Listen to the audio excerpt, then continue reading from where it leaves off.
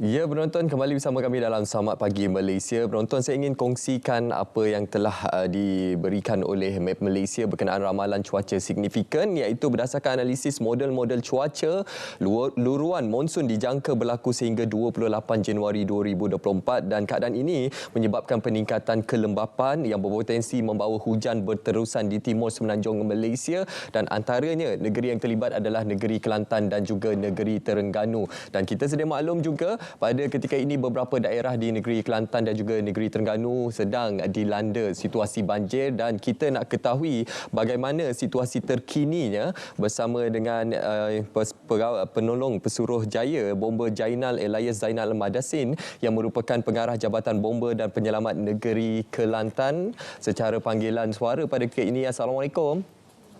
Waalaikumsalam warahmatullahi wabarakatuh. Baik Tuan, bagaimana situasi banjir di negeri Kelantan pada ketika ini? Adakah memperlihatkan penurunan ataupun peningkatan dari segi jumlah mangsa banjir, Tuan? Okey, setakat ni dia peningkatan daripada jumlah mangsa yang kita nampak dan juga kawasan jajahan yang terkena. Kalau semalam jumlah dia dia ada kurang sikit. Sekarang ni contohnya mangsa seramai 840 orang dan 259 keluarga. Dan jajahan adalah sebanyak 4 dan jumlah keseluruhan PPS adalah 15. Itu yang berlaku di negeri Kelantan sekarang ni. Okey, Tuan, dalam kita menilai situasi semasa sekarang ini khususnya di negeri Kelantan, bagaimana juga tahap paras sungai di beberapa daerah yang terjejas? Adakah masih lagi pada tahap yang berbahaya ataupun sudah kembali kepada tahap amaran, ataupun mungkin ada keadaan-keadaan sungai di bahagian-bahagian lain yang turut memperlihatkan signifikan dari segi peningkatan, Tuan? Okey, setakat ni saya boleh sebutkan satu persatu. Contohnya Sungai Kelantan kebanyakan mendatar dan cuma ada meningkat di tempatan di Raja dan juga Tanggak Kerai. Itu meningkat. Yang lain mendatar atau menurun. Ada menurun juga lah.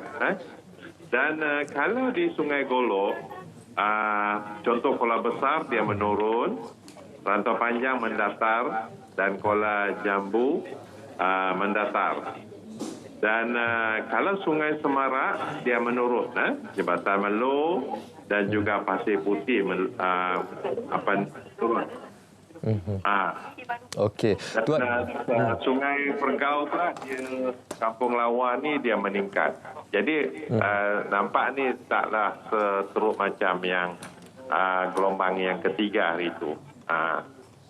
Okey, jadi kita juga ingin mengetahui bagaimana ialah keterlibatan dan juga kerjasama strategik di antara JPBM dengan agensi lain, khususnya Map Malaysia, sebab kita sedia maklum Map Malaysia baru-baru ini mengeluarkan amaran hujan lebat berterusan yang akan berlaku di negeri Kelantan dan juga negeri Terengganu sehingga 26 Januari ini, dan amaran luruan monsun ini juga mungkin akan berlangsung sehingga 28 Januari kelak. Jadi apakah antara kesiapsiagaan yang proaktif daripada pihak JBPM sendiri?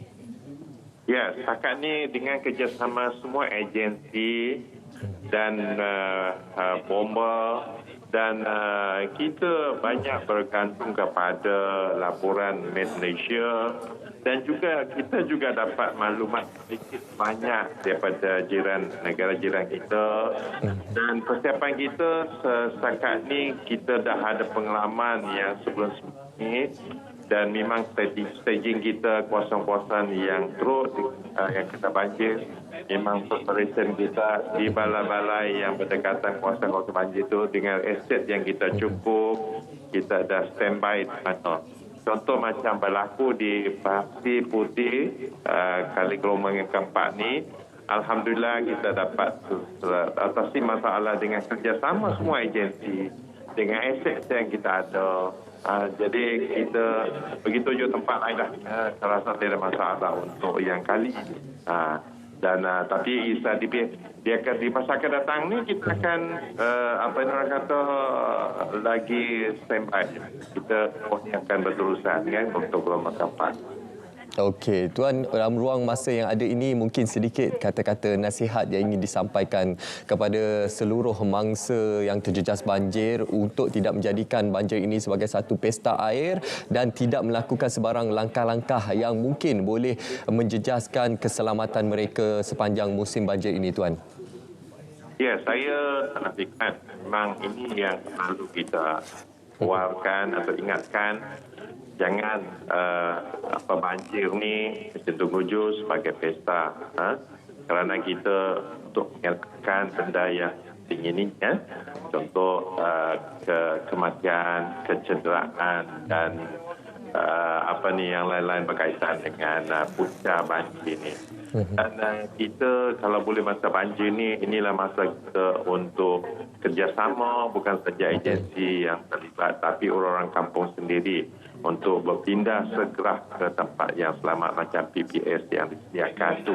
Jadi, jangan tunggu tindakan yang kita buat, tapi mereka bertindak awal untuk berpindah segera. Baik. Itu yang kita harap daripada masyarakat. Baik, terima kasih kita ucapkan kepada penolong Pesuruhjaya Bomba Jainal Elias Zainal Madasin yang merupakan pengarah Jabatan Bomba dan Penyelamat Negeri Kelantan. Terima kasih Tuan dan semoga dipermudahkan segala urusan. Baik, itu antara dapatan kita untuk status terkini mangsa banjir di negeri Kelantan dan sudah pastinya kita mendoakan kepada mangsa-mangsa banjir dipermudahkan segala urusan dan dikurniakan ketabahan dan kita menjalani situasi ini. Dan seterusnya penonton, kita nak terus saja ke cerita Pagi Perak untuk kita mengetahui berkenaan industri cendawan tiram organik di Tapah. Terus saja bersama dengan Saiful Airi Sabirun.